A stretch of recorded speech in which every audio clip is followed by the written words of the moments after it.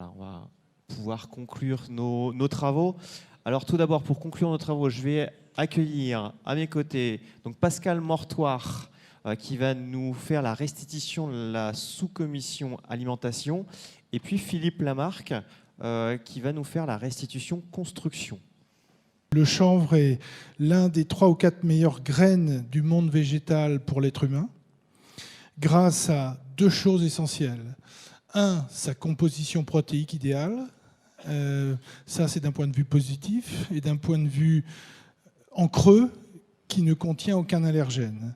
Et la deuxième chose, grâce à sa composition idéale de ses lipides. Deuxième point fondamental, elle répond aux tendances du marché vegan, naturel, authentique. Et tout ça en satisfaisant l'intégralité des besoins nutritionnels de l'être humain. Donc c'est vraiment quelque chose de fabuleux. Voilà, Guillaume, ce que je peux dire en rapportant le travail de cette étude de 1h30 tout à l'heure. Eh ben, un grand merci en tout cas. Et donc c'était synthétique et en effet c'était l'essence même et des discussions qu'on a eues, c'était riche à nouveau. Les débats ont été intéressants et en tout cas merci pour tous ceux qui ont participé à cette sous-commission. Philippe Lamarque, alors exercice, même punition. Même exercice, même punition. Difficile effectivement de synthétiser. Je vais malheureusement être un peu plus long, non pas qu'on ait plus travaillé que l'autre commission, mais c'est difficile vraiment à synthétiser en 2 phrases. Donc déjà, on a rappelé les performances des laines et des bétons de chanvre, performances inégalées aujourd'hui dans le monde du bâtiment. On a rappelé la capacité à 100% de réaliser la totalité des façades des villages olympiques. Donc aujourd'hui, à l'heure actuelle. On a rappelé qu'on était une filière mature, avec pourvue de règles professionnelles, donc qui déverrouille la totalité de l'acte de construire.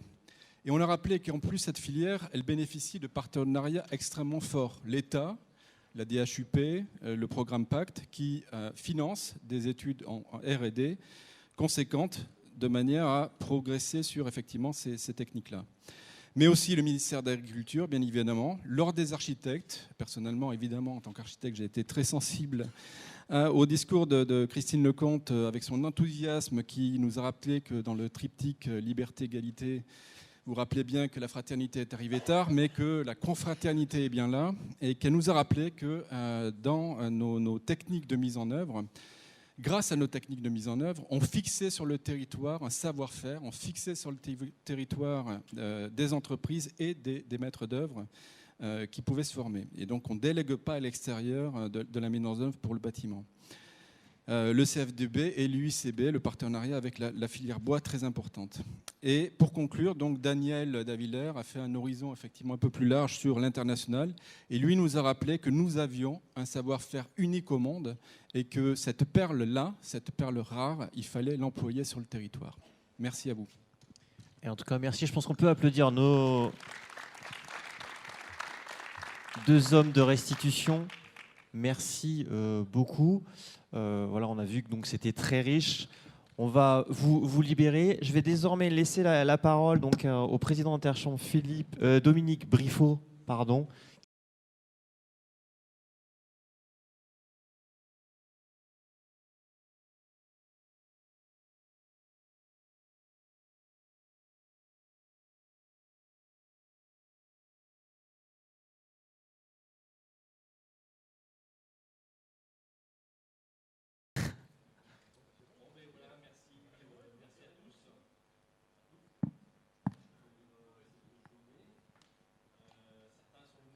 De la Réunion, d'autres des États-Unis, merci, de la Suède, voilà, pour échanger et rencontrer avec la filière chanvre française. On a pu vous montrer les savoir-faire industriels et les variétés des débouchés pour répondre aux attentes sociétales du XXIe siècle, avec une économie verte. Cette journée, c'était un peu à elle seule un vrai défi. Merci aux 12 structures qui étaient présentes sur le forum. Merci aux 26 intervenants.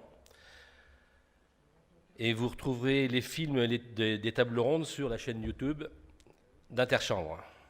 Merci à Guillaume pour le respect des timings très rythmés de cette journée. On craignait un peu, ça tient. Merci aux agriculteurs, sans qui tout ceci ne serait pas possible. Merci à Nathalie, à Joël, pour avoir travaillé et mis en place toute la logistique de cet événement. Merci aux traiteurs. J'espère que vous avez apprécié la qualité du déjeuner plutôt. Voilà, qui a répondu à nos attentes culinaires. Vous pourrez d'ailleurs savourer un autre cocktail après à la clôture. Là. Voilà. Petite précision, on récupérera toutes vos badges. Voilà, les badges et les pochettes. On les récupérera à la sortie de la salle. Voilà. Et puis, écoutez, on va clore ce premier congrès du chanvre avec notre invité du ministère de l'écologie. Et on se donne rendez-vous dans 2 ans pour éventuellement sur la deuxième édition d'un congrès olympique. Voilà, donc j'accueille Monsieur Delduc, qui est le directeur général de l'aménagement, du logement et de la nature au ministère de l'écologie. C'est bien cela, je ne me trompe pas. Voilà. Et puis, je vous laisse la parole. Et puis, donc vous avez exercé depuis 12 ans, je crois. Non, oui, plus que ça peut-être. Au ministère aux fonctions de conseil général de l'environnement et du développement durable et commissaire général au développement durable. Et donc, je vous pose la question, que pensez-vous du chanvre ?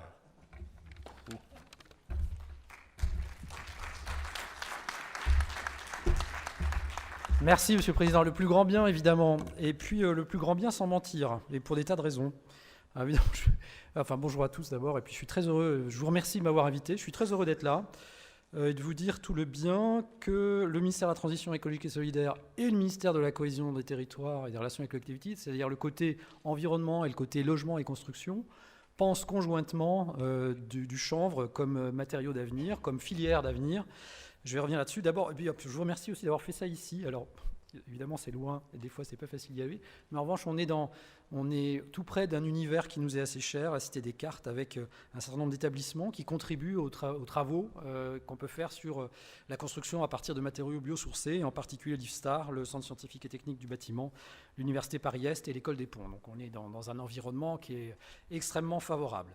Et puis, pour d'abord vous confirmer matériellement l'intérêt des ministres, je rappelle juste que Jacques Mézard, qui était ministre de la Cohésion des Territoires, d'une part a été inauguré une entreprise qui travaille dans le chanvre, Gatti Chanvre dans l'Essonne, en septembre 2017, et d'autre part, une exposition qui avait été organisée par le Conseil régional de l'Ordre des architectes en avril 2018, et il ne faisait pas semblant, c'est-à-dire qu'il voit vraiment un intérêt. Je ne reviens pas sur tous les intérêts du chanvre parce qu'ils sont très nombreux. Dans ceux qui me concernent plus directement, je vais dire qu'il y a un intérêt qui est agronomique, qui est très fort en fait. Ce n'est pas rien dans le total des vertus du chanvre. Les propriétés, enfin plus exactement, l'aptitude du chanvre à se cultiver avec assez peu d'intrants, même très peu, sans un impact monumental sur le cycle de l'eau, ou plutôt un impact positif, notamment dans le sol, et sa capacité à accueillir de la biodiversité dans des cultures, tout ça c'est extrêmement positif. Je faisais le parallèle avec la filière luzerne parce qu'on est un petit peu dans le même genre de situation. C'est des cultures qui sont pas très importantes dans la SAU globale française et en même temps qui sont porteuses d'une biodiversité, je pense, d'un intérêt écologique qui est très fort. Voilà. Donc, sur ce plan-là, ça compte pour beaucoup. Et on reviendra dessus parce que je pense que dans l'analyse de cycle de vie, même si on ne met pas encore tout, cet impact sur la biodiversité, c'est quelque chose qui n'est à pas négliger. Dans les autres vertus du chanvre, évidemment, il y a le fait d'organiser pas mal de choses dans des circuits finalement, enfin des valorisations qui sont locales, même si ça s'exporte ensuite, mais une capacité socialement à créer de l'emploi dans toute la France et potentiellement pas mal d'emplois locaux et qui ne sera pas délocalisé, qui sera chez nous, ce qui est quand même assez important. Et puis, il y a cette capacité comme matériau, alors pardon, je parle surtout du matériau de construction, parce que les usages alimentaires et les usages dans la filière automobile, je suis assez incompétent sur le sujet, hein, même si ça intéresse probablement tout le monde, y compris le ministère de la Transition écologique et solidaire, d'avoir ce type de matériaux avec un profil environnemental intéressant dans toutes les filières industrielles et alimentaires. Néanmoins, la filière que je connais un peu mieux, c'est la construction. Et dans la construction, le chanvre, ça présente la faculté à la fois d'intervenir dans de la rénovation patrimoniale, de pouvoir s'insérer assez facilement dans des travaux de ce type, aussi bien que dans de la construction tout à fait moderne.